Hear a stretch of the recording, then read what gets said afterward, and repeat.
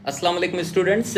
IBSTS grade 5 to 15 category का आज का जो पेपर है 22 जून, जो 22 जून को जो पोस्टपोन होने के बाद साइक्लोन के बाद आज जो पेपर हुआ उसके कुछ सवाल मुझे मिले हैं जो मैं आपके साथ एक्सप्लेन कर रहा हूँ, और जैसे जैसे मुझे सवाल बाकी मिल जाएंगे तो इंशाल्लाह मैं नेक्स्ट वीडियो में मैं अपलोड कर दूँगा। अभी 2:30 बजे हैं, आप देख रहे होंगे मेरे लैपटॉप की स्क्रीन पर, आईपैड की स्क्रीन पर आप देख रहे होंगे कि 2:34 हो चुके हैं, लेकिन अभी तक हमें पेपर सिर्फ 4 सवाल मिले हैं। जैसे मिलेंगे तो इंशाल्लाह मैं एक्सप्लेन कर दूँगा। आप मेरा यूट्यूब चैनल जो है प्रोफेसर इख्तियार उमर विजिट करते रहें, और उसके साथ साथ इसके बाद with in half an hour इंशाल्लाह आपके पास इंग्लिश के जो 40 सवाल हैं वो भी एक्सप्लेन होकर बहुत अच्छी एक्सप्लेनेशन के साथ आपके सामने आ जाएंगे, तो आप की वहाँ से कन्फर्म कर दीजिएगा। ठीक है जी, तो स्टार्ट करते हैं। क्वेश्चन नंबर 57 जो है बहुत आसान सा सवाल था कि 4 xerox cost ₹800, then the cost of 5 xerox will B.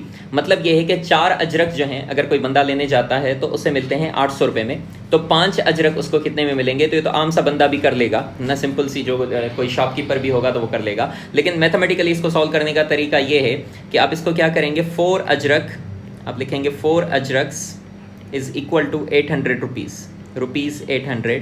तो एक अजरक कितने की मिलेगी? 1 ajrak would be equal to 4, जो यहाँ पर मल्टीप्लाई हो रहे हैं वो वहाँ पर जाकर डिवाइड कर देंगे, तो 800 डिवाइडेड बाय हम क्या लिख लेंगे 4। तो 1 ajrak would cost 1 ajrak is equal to, table लग जाएगी तो मिलेगी 200 रुपीज़। तो एक अजरक जो है वो 200 रुपये की मिलेगी। हमें कितनी अजरक्स चाहिए? हमें चाहिए 5। तो 5 की कीमत क्या होगी? हम यहाँ पर मल्टीप्लाई बोथ साइड्स बाय 5 लिख लेंगे, या हम सिंपली बोलेंगे भाई एक अजरक अगर 200 रुपये की है तो 5 अजरक कितने की हो जाएंगे? 1000 रुपये की हो जाएंगे। तो 1 मल्टीप्लाई बाय या 5 multiply by 1 ajrak is equal to 5 multiply by 200 rupees. तो ये हो जाएगा 5 ajraks is equal to 1000 rupees. तो ये आपका जवाब हो जाएगा कि 5 अजरक कितने की होंगी? 1000 रुपये की। ये बिल्कुल आसान सा सवाल था। क्वेश्चन नंबर 58 को देखें। ये बहुत ट्रिकी क्वेश्चन था, क्योंकि जिसको मैथमेटिक्स आती होगी वही इसको सॉल्व कर पाया होगा, अदरवाइज बाकियों से ये सॉल्व करना बहुत मुश्किल होगा, क्योंकि इसका एक फार्मूला है।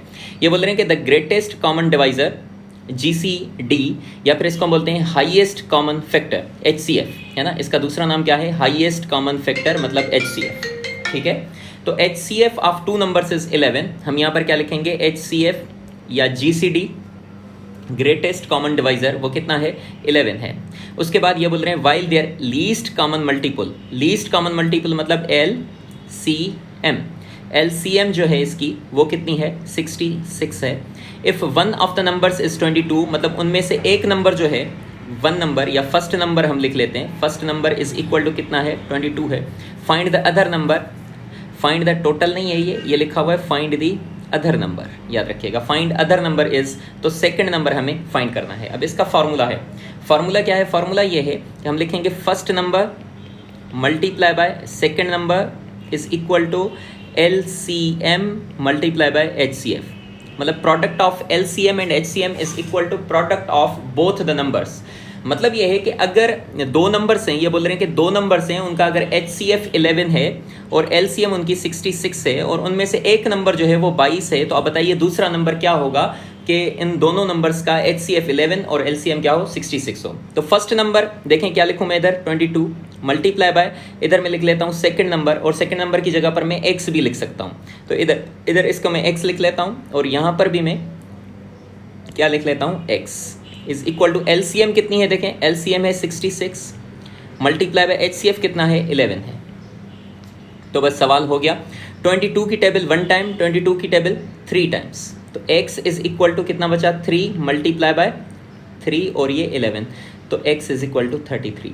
मतलब वो जो दूसरा नंबर है, सेकंड नंबर या अदर नंबर जो है वो कितना होगा? 33 होगा। तो ऑप्शन इसका क्या होगा? D। इसका मतलब ये है कि अगर आप 22 और 33 की LCM लेंगे तो आपको रिजल्ट कितना मिलेगा? 66। कितना मिलेगा? 66। इन केस अगर आप इसका HCF लेंगे तो वो कितना मिलेगा? 11 मिलेगा। So the numbers are 22 and 33. One of them is 22 is given. We had to find the second number or the other number, that is 33. I hope the concept must be clear.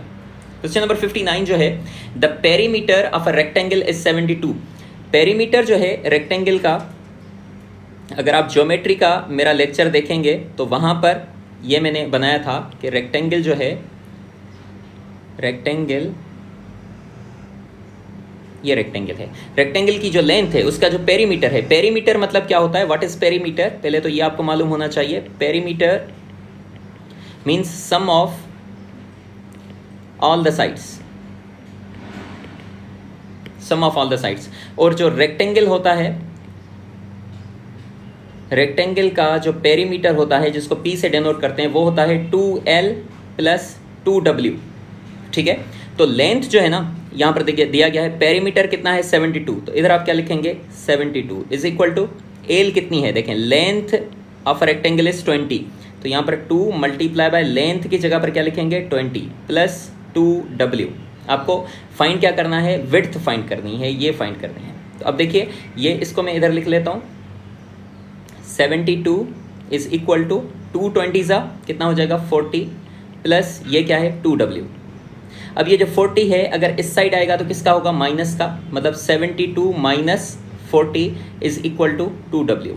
72 minus 40 हो जाएगा 32 is equal to 2W। अब 2 अगर इस side आएगा तो इससे आकर divide करेगा, divided by 2 is equal to W, और टेबल लग जाएगी तो जवाब आ जाएगा 16। तो विड्थ आपको कितनी मिली, 16 मिली। तो इसमें ये विड्थ ही मांग रहा है या ब्रेथ मांग रहा है, तो ब्रेथ और विड्थ बात एक ही होती है, वो कितनी होगी 16 सेंटीमीटर। आई होप कि सवाल आपको समझ में आ गया होगा। क्वेश्चन नंबर 60 देखें, the ratio of to supplementary angles. कल अगर मैंने जो ज्योमेट्री का लेक्चर बनाया था कि इससे एक्सपेक्टेड सवाल आ सकते हैं, तो वहाँ पर मैंने सप्लीमेंट्री और कॉम्प्लीमेंट्री एंगल्स का जिक्र किया था।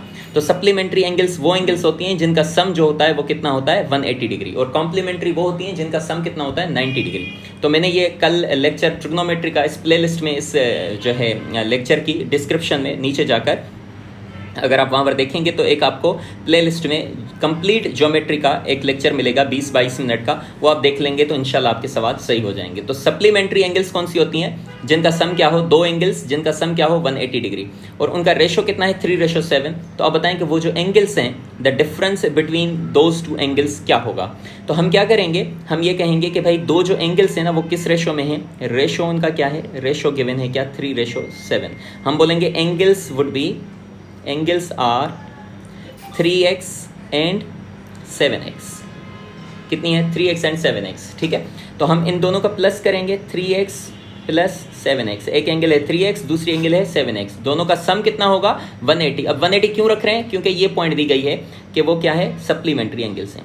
अब 3x प्लस 7x कितना होगा 10x होगा, इज इक्वल टू 180। अब 0 और 0 कैंसिल हो जाएगा तो x की वैल्यू क्या मिलेगी 18 मिलेगी।